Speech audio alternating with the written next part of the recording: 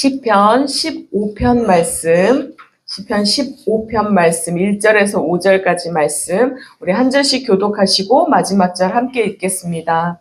주님, 누가 주님의 장막에서 살 수 있겠습니까? 누가 주님의 거룩한 산에 머물 수 있겠습니까?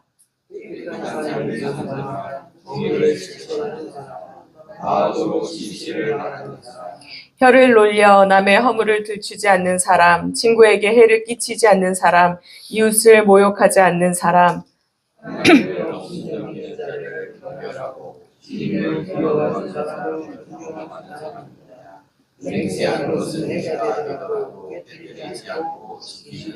함께 읽겠습니다. 높은 이자를 받으려고 돈을 꾸어주지 않으며 무죄한 사람을 해칠세라 뇌물을 받지 않는 사람입니다.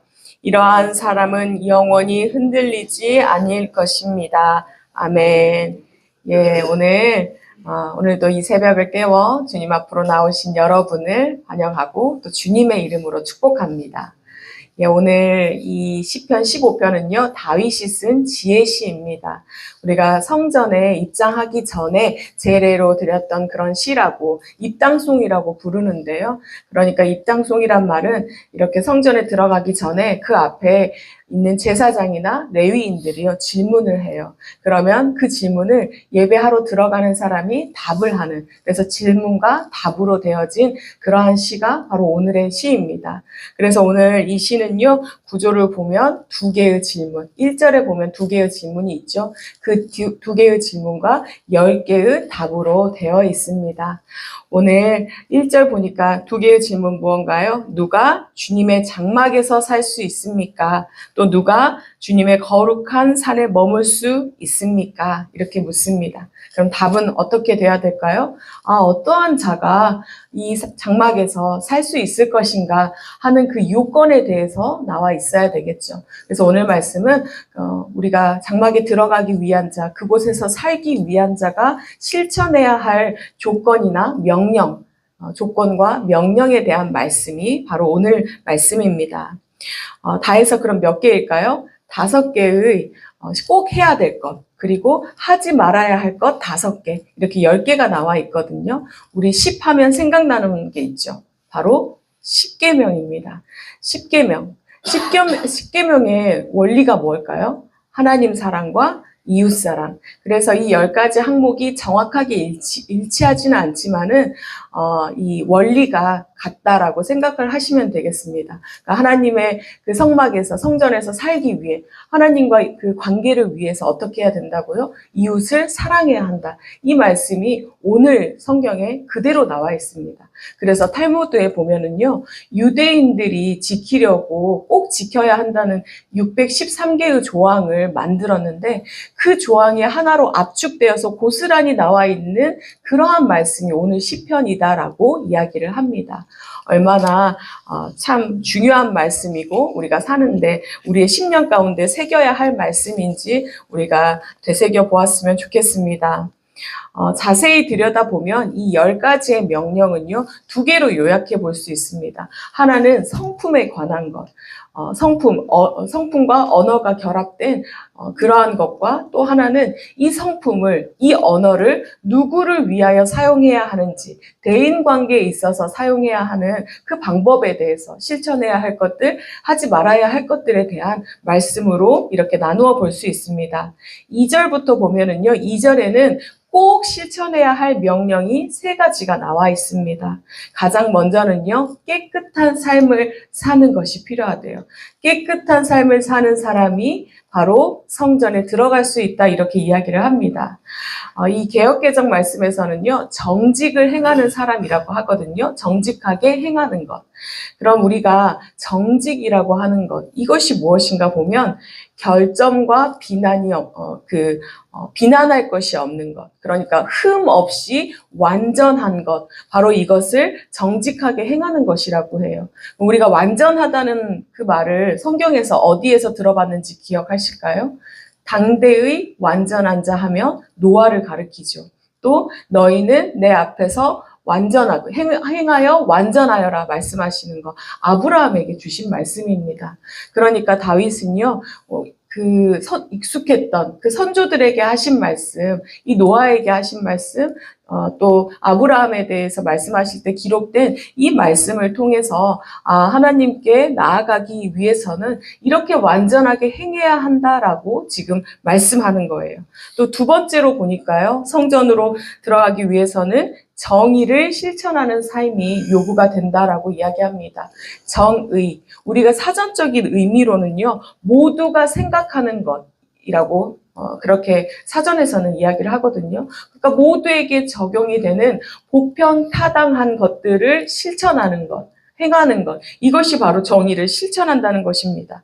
그런데요, 하나님의 자녀에게는요, 이 정의를 실천한 게 그냥 이렇게 단순하게 보편타당한 옳은 것을 실천하는 게 정의를 실천하는 것이 아니에요. 무엇이냐? 사회적 규범을 더 넘어선 것. 우리는 누구인가요? 하나님의 자녀입니다. 그래서 하나님 앞에서 그 하나님께 합당하게 행하는 것, 그것이 바로 정의를 실천하는 것이다. 다윗은요, 누구보다도 그것이 그렇게 행해지기를 원했습니다. 세 번째로는요, 마음으로 진실을 말해야 한다라고 이야기를 합니다. 마음으로 진실을 말하는 자가 그러한 자가 성막에서 거주할 수 있다라고, 성전에서 거주할 수 있다라고 하는데, 이 명령이 참 어려운 명령입니다. 여러분, 진실을 말하는 것도 어려운데 마음에서 우러나온, 마음에 한 점 거짓이 없는 진실을 말하는 것 얼마나 어려울까요? 다윗은요, 사실은 이것을 너무나 마음 깊이 이렇게 고백한 인물입니다. 그는 하나님 앞에서 참 많은 잘못을 저질렀습니다. 그가 그리고 굉장히 위대한 인물이거나 해서 선택받았나요? 부족한 인간이지만 선택을 받았습니다. 그런데 주님께서 다윗에게 뭐라고 하셨냐면요, 외모를 보시 아니하시고 그 중심을 보신다고. 다윗이 그 은혜를 입었기 때문에, 그것을 알기 때문에 우리의 마음의 중심이 바로 진실해야 한다라고 오늘 말씀하는 거예요. 다윗의 그 고백이 바로 녹아져 있습니다. 오늘 이어지는 3절의 말씀은요, 이렇게 진실한 우리의 마음이, 중심이 되는 우리의 마음이, 이 마음의 상태가 표출되는 방식, 이 언어에 대해서 강조하고 있습니다. 그래서 그 언어 가운데 행하지 말아야 할 것, 지금 3가지를 이야기를 합니다. 마음은 무엇으로 드러나나요? 입술로 드러납니다. 우리의 혀로, 우리의 말로 드러나는데요, 우리가 행하지 말아야 할 것, 남의 허물을 들추지 않고, 그리고 해를 끼치지 않고, 또 모욕하지 않는 것, 이것을 실천하래요. 절대로 남을 모욕하지 않고, 남에게 해를 끼치지 않고, 그리고 남의 허물을 들추지 말 것. 우리 그리스도인이 정말로 경각심을 가지고 행해야 할 것들입니다. 우리가 시험을 들 때 바로 말로 말미암아 시험 들고 교회를 떠나기도 하고 가난한 성도가 되기도 하고 종교가 바뀌기도 합니다. 우리는요, 연약하여서 어쩔 수 없이 우리의 말이 어떤가요? 시기의 말을 하기를 기뻐하고 질투의 말을 하기를 기뻐합니다. 그래서 비교를 하면서 내가 우위에 있다는 것을 보이기를 사실은 기뻐합니다. 그런데요, 주님께서는요, 정말로 그 악은 하나라도, 그 모양이라도 우리가 갖고 있기를 원하지 않으세요. 그래서 우리 안에 있는 언어가 악에서 떠나기를, 이중적인 언어에서 떠나기를, 거짓에서 떠나기를, 비방과 시기와 질투의 말에서 떠날 수 있기를 바라겠습니다. 네, 이어지는 4절을 보면은요, 다시 실천해야 할 명령 2가지를 지금 말씀합니다.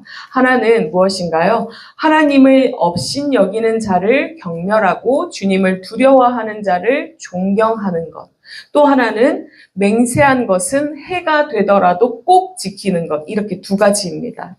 이것은 바로 태도에 관한 것인데요. 우리의 가치가, 우리가 무엇을 가치에 두고 판단하고 있는지에 대한 지금 사실은 말씀하는 거예요. 우리가 사람들을 대할 때 어떻게 대하나요? 우리는 이게 의식적으로든 무의식적으로든 나누어서 판단하는 그러한 습관이 있습니다. 무엇을 통해서 나누나요? 그들이 가지고 있는 어떤 소유한 것이나 그들이 지금 처해 있는 위치나 그들이 그럴싸하게 보이는 것들, 눈에 보이는 것으로 말미암아 그들을 판단하고 대우하기가 참 쉽습니다. 그런데요, 사람의 가치는 그들의 소유한 것이나 눈에 보이는 것이 아니라 바로 이렇게 그가 하나님을 두려워하는 자인가, 하나님을 경외하는 자인가, 이것으로 나뉘어야 한다고, 우리의 가치 판단은 그것에 두어야 한다고 오늘 분명하게 말씀하고 있습니다. 때문에 우리가요, 정말로 세상과는 다른 가치, 기준을 가지고 사람들을 대할 수 있기를 축복합니다. 정말로 하나님을 향한 그 마음으로 하나님께 모든 가치에 중심을 두고 사람을 대할 수 있는, 그렇게 영혼을 대할 수 있는 우리 모두가 될 수 있기를 축복합니다. 예, 그럼 이 사랑이 어떻게 나타나야 하느냐? 바로 그 다음, 맹세한 것은 해가 되더라도 꼭 지키는 것. 이렇게 나타나야 한다. 이렇게 실천해야 한다라고 이야기를 합니다. 우리는요, 우리가 또 이것도 우리가 의도했던 것 간에 또 의도하지 않았던 것 간에 약속을 이행함에 있어서 그 중요도가 좀 다르게 우리 안에 이미 형성이 되어 있어요. 그래서 어떤 내게 유익이 되는 사람이거나 아니면 내 우위에 있다고 생각하는 사람, 나보다 더 높은 지위에 있다고 하는 사람, 또는 내게 어떤 권력을 행사할 수 있다고 생각되어지는 그 사람과의 약속은 더 철저하게 지키는 경향이 있습니다. 그런데 내가 우위에 있거나 내가 어떤 사람에게 그것을 행할 수 있는 사람이거나 그러할 때는 내 유익에 따라서, 내 사정과 형편에 따라서 약속을 지키는 그러한 경향이 있습니다. 그것이 마치 우리의 권리인 양 내 형편대로 약속을 지키는데요. 이것이 참 우리의 연약함입니다. 우리의 사랑이 참 얄팍하다는 증거인데요. 성경은 어떻게 지켜야 하느냐, 그것에 대해서 바로 사사입다를 통해서 이야기를 합니다. 사사입다가 어떻게 말하나요? 나를 처음 마중하는 사람을 내가 드리겠다라고 하죠. 근데 그때 처음 마중한 사람이 누구였죠? 그의 딸이었습니다.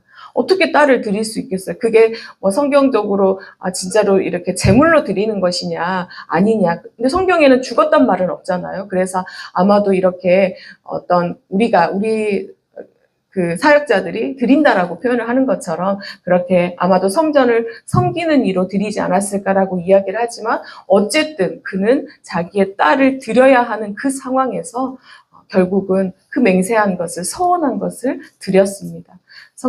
말씀은 우리에게 그렇게 서원한 것, 맹세한 것을 드려야 된다고, 우리가 우리의 이웃을 그렇게 사랑하고 그렇게 행해야 한다라고 말씀합니다. 그렇게 행할 수 있는 또 우리 모두가 될 수 있기를 바랍니다. 예, 5절에서는요, 다시 금해야 하는 부정적인 것 2가지를 명령을 합니다. 그 명령 하나는요, 이자를 받으려고 돈을 꾸어주지 말라 하는 것이고, 또 하나는 무죄한 사람을 해치지 않도록 이렇게 뇌물을 받지 말라 하는 것입니다. 이스라엘 사회에서는요, 동족 간에 돈을 꾸어주는 것이 금지가 된 건 아니었어요. 그런데 고리대금을 받는 것은 금하셨습니다. 왜냐하면 그것이 사회적인 불평등을 계속 조장하기 때문에 어떤 형편에 따라서 이렇게 고리대금 하는 것을 굉장히 금하셨어요. 싫어하셨어요. 우리도 그렇잖아요. 이렇게 일금융권에서 우리가 정상적인 이자를 내고 돈을 꿀 수 있는 사람이 아니라 사채업자한테 돈을 꿔야 되는 사람은 어떤 사람인가요? 정말로 가장 연약한 자리에 놓여 있는 그러한 이들이, 형편이 정말로 어려워서 손 벌릴 데가 없는 사람들이 그러한 이들에게 돈을 꿉니다. 그럼 어떻게 되죠? 더 악순환이 되고 그 돈은 또 갚을 수가 없고 결국은 이 사회적인 불평등한 구조가 더 심화될 수 없는 그러한 상황으로 우리를 몰고 갑니다. 그래서 우리 주님은요, 이것을 금기하고 연약한 자를 도우라고, 또 뇌물을 받으면 어쩔 수 없이 뇌물을 받는 자의 편에 설 수 있기 때문에 연약한 자를 위하여 뇌물을 받지 말라, 이렇게 명령합니다. 오늘 말씀 10가지 이렇게 명령이 있습니다. 오늘 말씀 마무리하려고 하는데요. 10가지 명령 듣는 순간 여러분 어떠신가요? 이것을 다 행할 수 있을까요?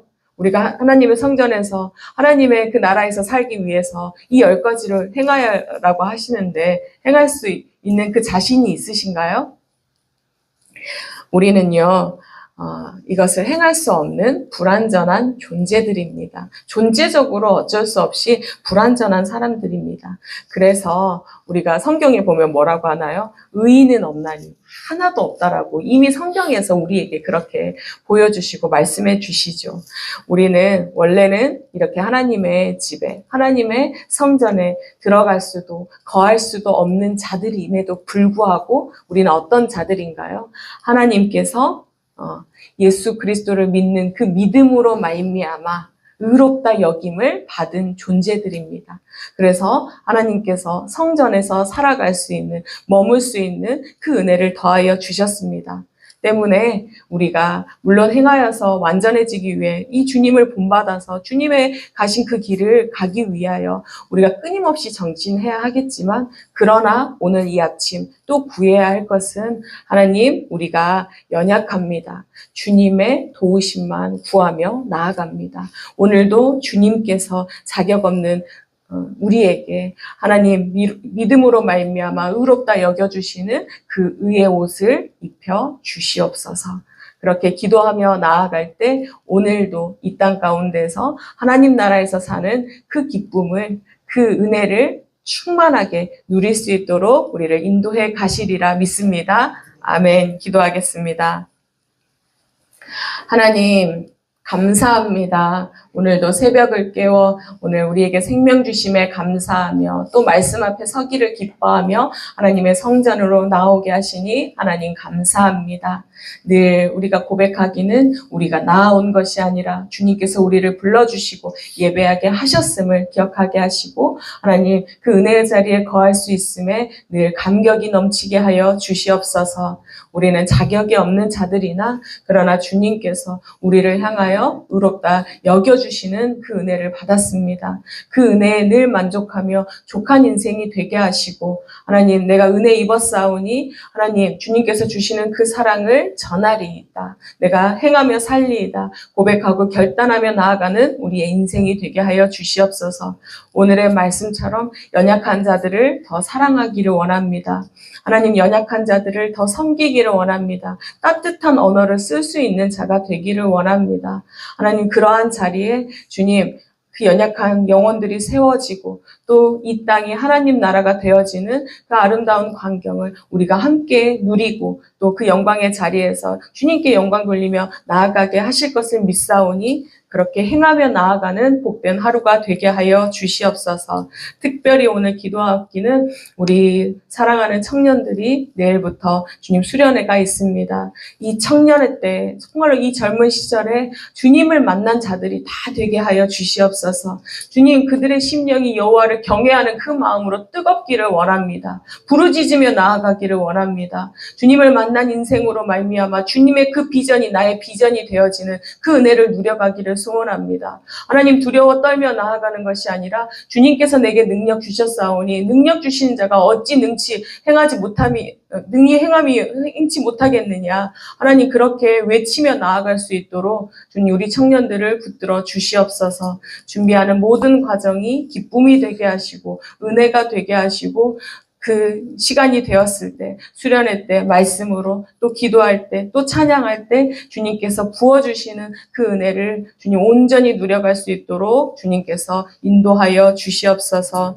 하나님 또한 간구하옵기는 오늘 수술을 앞두고 있는 이가 있습니다. 주님의 은혜를 사모합니다. 주님께서 만져주시고 주님께서 우리의 육신에 우리의 심령에 주인 되어 주시오니 담대함으로 이겨내게 하시고 주님께서 만져주시고 회복 주실 것을 믿음으로 말미암아 이 시간을 이겨낼 수 있는 그 회복까지도 책임져 주시는 그 여호와 아버지께 맡겨드리며 나아가는 시간들이 되어줄 수 있도록 주님 역사하여 주시옵소서.